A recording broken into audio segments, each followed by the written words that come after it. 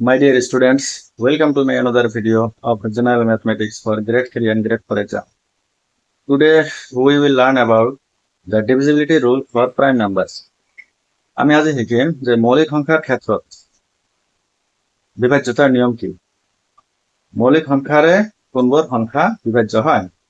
তো আমি বিভাজ্যতাৰ নিয়মৰ কেইটামান ক্লাছ ইতিমধ্যে সম্পূৰ্ণ কৰিছো। তাৰ ভিতৰত আছিলে 2 ৰ পৰা আৰম্ভ কৰি 12 লৈকে কোনবোৰ সংখ্যা বিভাজ্য হয়। 2 ৰ পৰা আৰম্ভ কৰি 12 লৈকে এই সংখ্যাৰে কোনবোৰ সংখ্যা বিভাজ্য হয়। তো আৰম্ভ কৰিবলৈ লৈছো। প্ৰথমতে 2 3 5 7 11 13 17 19 এইবোৰ সংখ্যা আছে কি সংখ্যা মৌলিক সংখ্যা। তো আমি যেহেতু 2 3 5 7 11 লৈকে ইতিমধ্যে আমি নিয়ম শিকিছো। সো আজি আৰম্ভ কৰিবলৈ লৈছো 13 ৰ পৰা। তাৰ আগতে আমি জানিম যে 2 আৰু 5 ৰ ক্ষেত্ৰত এই নিয়মটো যেটো নিয়ম শিকিবলৈ গৈ আছো সেই নিয়মটো প্ৰযোজ্য নহয়। তো 13 ৰ পৰা আমি আৰম্ভ কৰিবলৈ লৈছো। ধৰক 1 4 3 2 এইটো এটা সংখ্যা আছে। এই সংখ্যাটো 13 ৰে বিভাজ্য হয় নে নহয় আমি চাম। নিয়মটো আছিল আমাৰ a b c d। ধৰক কোনো এটা সংখ্যা আছে a b c d, আমি তাৰ পৰা মাইনাস কৰিম, তাৰ লগত প্লাস কৰিম 4d। a b c d যদি কোনো এটা সংখ্যা থাকে তাৰ লগত আমি প্লাস কৰিম 4d, কিন্তু লাস্ট যেটো ডিজিট আছে এইটো আমি ক্যান্সেল কৰি বাকি সংখ্যাৰ লগত প্লাস কৰিম। নিয়মটো আছিল a b c d plus 4d, কিন্তু d টো আমাৰ কি হ'ব ক্যান্সেল হৈ যাব। তো উদাহৰণ লৈ চাওক, নিয়মটো ইজি হ'ব। প্ৰথমতে আমি d টো ক্যান্সেল কৰিম, তাৰ লগত প্লাস কৰিম 4d। এইটো d আছিলে, এটা 4 ইনটু কৰিব লাগিব। 4 ইনটু কৰিলে কি হ'ব 8 হ'ব। বাকি থকা সংখ্যাৰ লগত এইটো প্লাস কৰি দিম, কি হ'ব 1 5 1। এই নিয়মটো আকৌ এবাৰ পুৰা কৰিম, এইটো ক্যান্সেল কৰিম, ইয়াক 4 ইনটু কৰিম, 4 ইনটু কৰিলে 4 হ'ব। বাকি সংখ্যাৰ লগত ইয়াক প্লাস কৰিম, সো 19 হ'ব। শেষত যদি 19 হয় তেনেহলে আমাৰ সংখ্যাটো 13 ৰে বিভাজ্য নহব।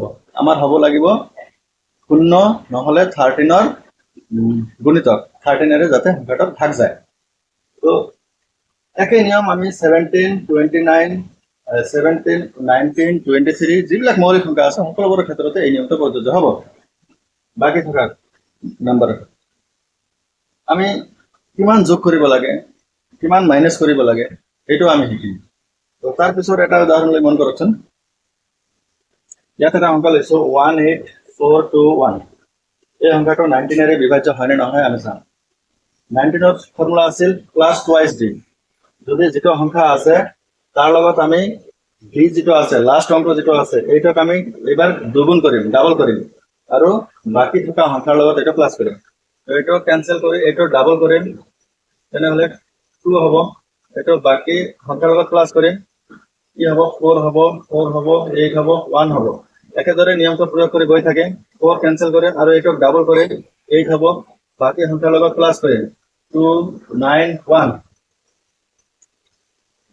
192। ইয়াত আকৌ নিয়মটো প্ৰয়োগ কৰিম, এইটো ক্যান্সেল কৰিম, ইয়াৰ ডাবল কৰিম, 4 কৰিম, তেতিয়া হলে কি হ'ব 3 2। যেহেতু 23 19 ৰে বিভাজ্য নহয়, গতিকে গোটেই সংখ্যাটো 19 ৰে বিভাজ্য নহব। এতিয়া আমি শিকিম। তো আপোনালোকে বাকিবিলাক একে নিয়মেৰে কৰিবলৈ চেষ্টা কৰিব। এতিয়া আমি শিকিম যে কিমানেৰে গুণ কৰিব লাগে আৰু কিমান মাইনাস কৰিব লাগে বা কিমান প্লাস কৰিব লাগে।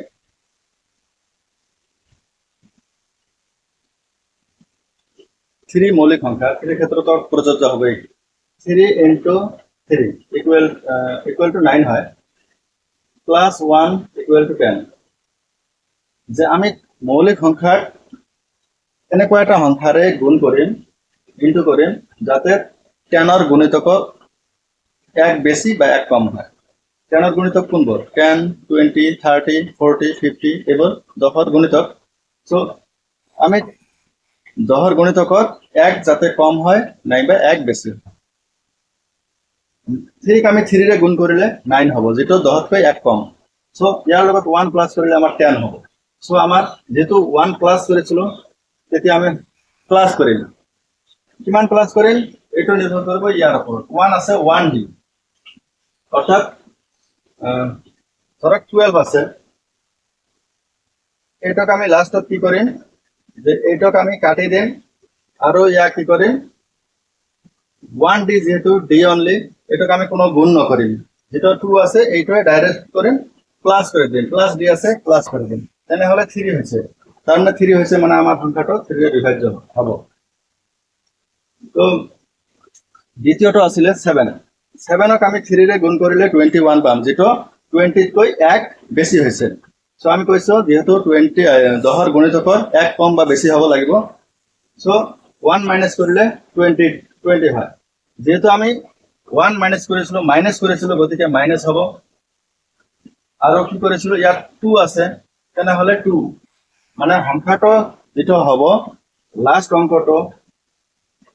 অঙ্কটোৰ লগত আমি কি কৰিম 2 এৰে গুণ কৰিম আৰু বাকি থকা সংখ্যাৰ পৰা আমি মাইনাস কৰিম আমি যেহেতু নিয়ম শিকিছিল আলোচনা কৰিছিল তো জাস্ট আমি কোনটোৰ লগত প্লাস বা মাইনাস হ'ব আৰু কিমানৰ গুণ হ'ব হেটো আমি শিকিম এতিয়া 11 এৰ ক্ষেত্ৰত কি আছিল 11 into 1 11 হয়েছে তার মানে 10 কৈ এক বেশি হয়েছে তো 11 minus 1 কৰিলে আমাৰ 10 হয় তো এতিয়া কি হ'ব যে মাইনাস আছে মাইনাস কৰিম আৰু কি আছে 1 আছে তো 1d মানে d তো তেতিয়া আমাৰ সংখ্যাটো পৰা আমি কি কৰিম জাস্ট লাস্ট অঙ্কটো মাইনাস কৰি গৈ থাকিম তো 13 এৰ ক্ষেত্ৰত একই নিয়ম যে 13ক 3 ৰে ইনটু কৰিলে কি হয় 39 হয় তো ইয়াৰ লগত আমি 1 প্লাস কৰিলেহে 10 এৰ গুণিতক হ'ব 40 যেহেতু প্লাস কৰিছিল গতিকে আমাৰ প্লাস চিন আহিব আৰু কি আছে ইয়াত 4 আছে এই কাৰণে 4d লিখিছো